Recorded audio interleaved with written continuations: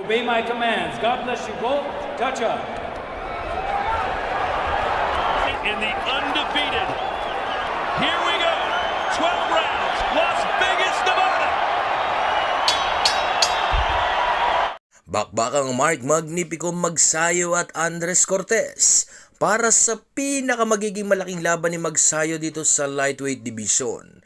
Ang laban ay magaganap sa buwan na po ng Setyembre taong kasalukuyan na kung saan nga po ay mapapabilang po itong si Magsayo sa mga main undercard sa laban ni Ryan Garcia at Conor Benn sa T-Mobile Arena, Las Vegas, Nevada. Ang laban ay magaganap na po sa ika-12 na po ng Setyembre taong kasalukuyan kung saan ay magiging pambungad na laban ang laban ni Magsayo sa isa sa pinakamalaking arena sa Amerika. Hindi din po kasi basta-basta na boksingero na lamang ang makakalaban ngayon itong si Magsayo, mga idol, dahil sa itong si Andres Cortez ay masasabi po natin na isa sa pinakamahusay na boksingero dito sa lightweight division na mayroong kasalukuyang pong kartada na 25 panalo, walang talo at may 13 na knockout sa kanyang 25 na ipanalong mga laban. Ngayon ay bagamat mayroong mababang knockout ratio itong si Cortez, mga idol, ay hindi naman po nangangahulugan ito na mahina na ang makakalaban ngayon itong si Magsayo dahil sa isa itong agresibong boksingero na hindi basta-basta nagpapadikta sa kanyang mga kalaban. Ibig sabihin lamang yan, mga idol, gagawa at gagawa talaga ito ng paraan para makaganti agad sa kalaban. Si Cortez ay isa po sa mga masasabi po natin na elite fighter sa dibisyon ni Magsayo na matyaga rin talagang tinatabas ang kanyang pagdaraanan para makaupo na sa mga upuan ng mga kampyon.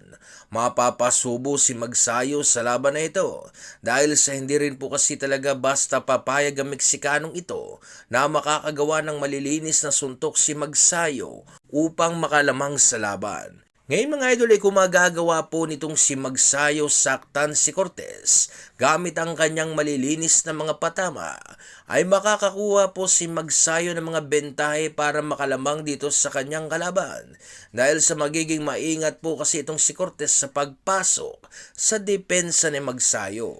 Kung alam niya na may kalakasan ng suntok ni Mark Magsayo at maaari siyang mapuruhan kung direkta siyang matatamaan. Hindi magagawa nitong si Andres Cortez ang magiging agresibong boksingero kung may pumipigil sa kanyang utak na lumusob kay Magsayo. Napakalaking bentahe rin po kasi talaga na mayroong diin ang mga suntok ni Magsayo dahil sa pumipigil po kasi ito sa mga agresibong mga volume puncher na walang pakundangan pong pumapasok sa depensa ng kani-kanilang mga kalaban. Magiging mahirap na laban lamang ito para kay Magsayo kung ang malalakas sa suntok nitong si Magsayo ay kakayanin nitong si Cortez. Ito po'y dahil siyempre magkakaroon po kasi ng malaking kumpiyansa ang Mexicanong ito na pumasok sa depensa ni Mark Magsayo na wala pong inaalalang kapahamakan na baka siya ay biglang bumagsak kung makaka-counter itong si Magsayo. Ngayon, ayon po sa aking pananaliksik, mga idol, sa kakayahan itong si Andres Cortez, hindi lang talaga mahusay na boksingero itong si Cortez dahil sa matibay din na boksingero ito na kayang-kaya talaga sumalo ng malalakas sa suntok dito sa kanyang kalaban. Kaya po kadalasan, nakukuha nitong si Cortez ang panalo dito sa kanyang kalaban gamit ang mga puntos. Kaya talaga walang makapagsasabi kung sino nga ba ang mananalo sa laban na ito, mga idol. Style mix fight pa rin talaga ang pwedeng mangyari sa laban. Ngayon sa tingin nyo, mga idol, sino kaya ang mananalo sa magiging laban ni Cortez at Magsayo? At magagawa po kaya ni Magsayo manakaut ang kanyang makakalaban na ito? I-comment nyo na po ang magiging komento, mga idol, para sa gayon ay atin niyang mapag-usapan dito sa ating comment section. Yo, mga idol, ito panoorin natin ang nadaan na laban ng ating kababayan na si Magsayo sa Irish boxer na si Fergal McCrory. Ito, mga idol, isang malakas na uppercut ang binato agad itong si Magsayo. Ang pukpukan agad sa round 1 pa lang, mga idol.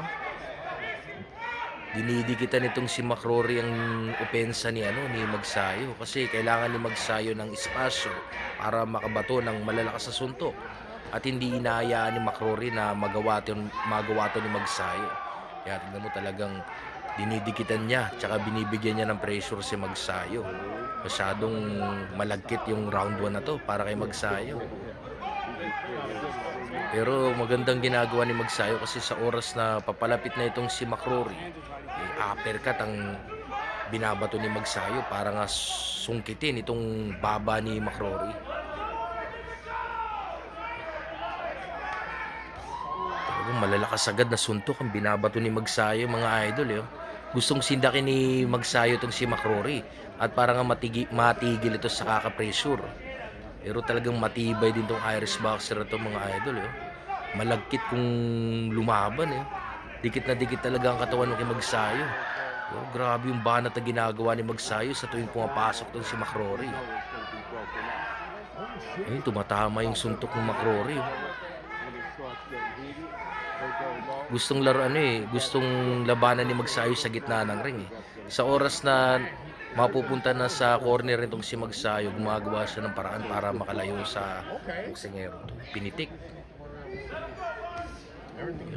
Grabing body shot yun, pahugot. Grabe, marunong din talaga gumawa ng maikling suntok tong si McCrory. Talagang siguro style niya to, yung dikitan ng kalaban tapos gagawa ng mga maikling suntok.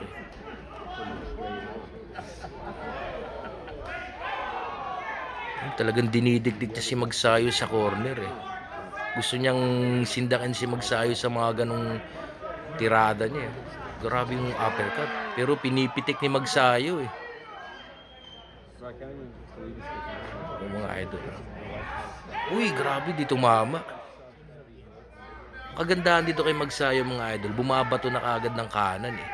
Hindi siya nag-aantay ng pagkakataon na mapakawalan yung kanan. Talagang binibigay agad ni Magsayo. Talagang matibay din. Tumatama yung malalakas na suntok ni Magsayo. Ito, round 2 tayo, mga idol.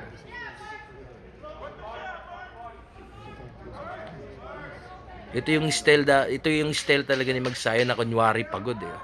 Kunwari pagod, pero pag pumasok ka dito sa depensa ni Magsayo, talagang pipitikin ka ng kanan tsaka kaliwa.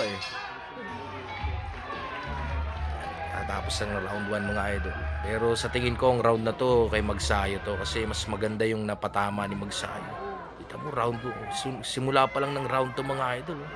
Talagang nagpapaulan na agad ng malakas na suntok tong si McCrory. Grabe rin bumanat katawan at mukha pero alanganin siya sa mga ganyan. Tingnan mo yung pasok ng uppercut ni Magsayo. Ang ganda ng banat ni Magsayo ng uppercut dun. Talagang kung tatama lang ng pulido sa panga nito si McCrory, talagang babagsak na ito talagang palusob. Sumu-shoulder roll defense tapos papasok sa depensa ni Magsayo. Alanganin sa ganong estilo Talagang tatamaan ka ni Magsayo Ilalay. Grabe yung mga banat ni Magsayo. Grabe, didiin. Matibay rin tong Irish boxer Lalakas ng patama ni Magsayo Grabe yung Magsayo ngayon sa lightweight division, mga idol. Talagang masasabi natin hindi kalibre may kakaya ng tumalo talaga ng malakas na kalaban. Tsaka yung sinasabi yung problema noon na stamina, parang nasusolusyonan na ni Magsayo kasi makikita mo sa kaya niyang kaya niya na magpakawala ng malalakas sa suntok sa round 1 tapos sa round 2 meron pa rin Uy, grabing body shot yun. Wala daw. Nagyabang pa yung Irish boxer. Sumu-shoulder roll defense tapos bumabato ng jab Tumutusok ng jab. Bang! Binanata na naman sa katawan. Masyado daw mababa, sabi ni Rep.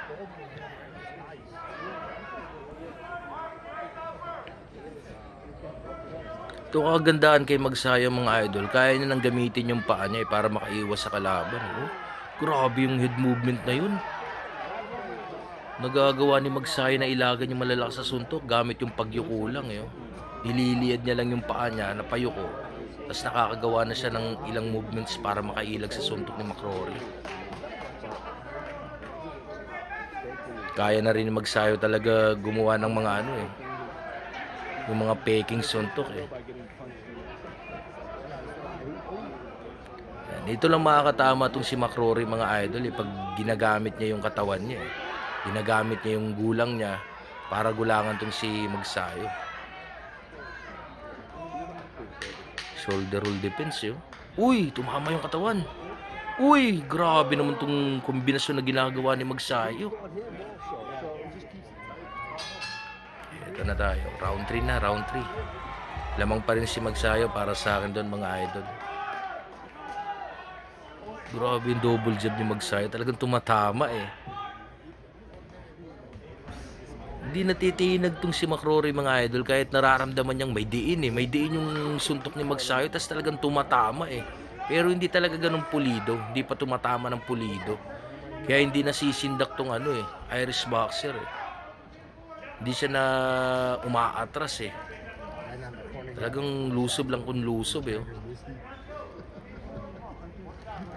Pero kagandahan dito sa paglusob niya, tinatamaan siya ni Magsayo eh.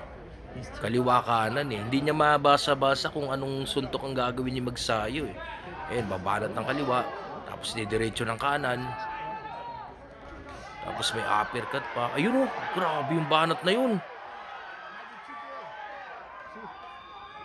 Oo, tumatama eh oh. Pero matibay din talaga eh. Matibay din talaga itong Irish boxer na to oh. Tingnan mo nayayanig yung ulo eh. Siguro nagugulat na rin si Magsayo. Tibay mo boy ah. Pinalo eh. Oh. Tama sa katawan, sa muka. Namumula na yung mukha ng Irish boxer eh oh. Namumula-mula na eh. Tinatamaan kasi talaga ng mga suntok ni Magsayo eh. Pero matibay ah. May stamina eh oh. Tapos makikita mo sa muscle niya sa likod na talagang kondisyon din talaga sa laban eh. Yan, jab, jab. Yan ang ginagawa niya yung jab. Tapos babato ng straight. Buti nakakailag si Magsayo eh. Mabilis yung reflexes ng katawan ni Magsayo para mailagan yung mga suntok na gano'n. Eh no? Yung mga payuko na gano'n ni Magsayo. Tapos palabas sa depensa ng kalaban. Ito gumagamit ng yakap-yakap technique itong si McCrory. Medyo nagpapahinga na rin si Magsayo kasi malalakas sa suntok yung pinakawala niya sa nakalipas na minuto. O yun, tumama na yung diretsong kanan. Nang sinasabi ko, ayan na, niratrat na. Tinutusok ni Magsayo, tumatama yung mga mahihinang suntok. Uy, sayang, nakayuko si McCrory. Ibay rin talaga eh, no? Malalakas sa... Uy, yun oh, nakakailag eh. Hindi tumatama ng diretso yung suntok ni Magsayo eh. Nakakagawa pa ng ano to eh. Ng milagro to si McCrory. Tumatama. Isang suntok na lang para ano. Uy, tumama na naman. Uy! Grabe yung tibay. Tibay ng Irish boxer na to mga idol. Ayun oh. Tumama na naman oh. Ayun na. Binugbog na. Sumusolder defense siya pero tinatamaan siya ni Magsayo kaya wala ring kwenta eh. Ayun, tumama na naman. Ayun na, sobrang pula na ng mukha ng kalaban oh. Ay, ito na, sinuko na mga idol. Sumuko na. Binigay na yung laban kasi talagang wala na magagawa eh. Tumatama ng solid yung suntok ni Magsayo, hindi siya nakakaganti. Mas maganda na rin talaga na sinuko na yung laban ng ganun kasi darating pa sa punto na baka ma-knockout pa o ano pa mangyari sa boksingero na to. Ayan, panalo yung ating kababayan na si Magsayo. Didiwang na yung ating kababayan. Round 5 technical knockout. Ito pong naging desisyon sa panalo na ito ni Magsayo. Grabe yung Magsayo ngayon sa lightweight division mga idol. Talagang sobrang lakas. Kaliwat kanan madidiin yung mga suntok na binabato. Magandang laban ang makikita natin kay Magsayo kung ito yung mapapaharap sa mga dekalibreng kalaban. 21 seconds, round number 5. Your winner by TK.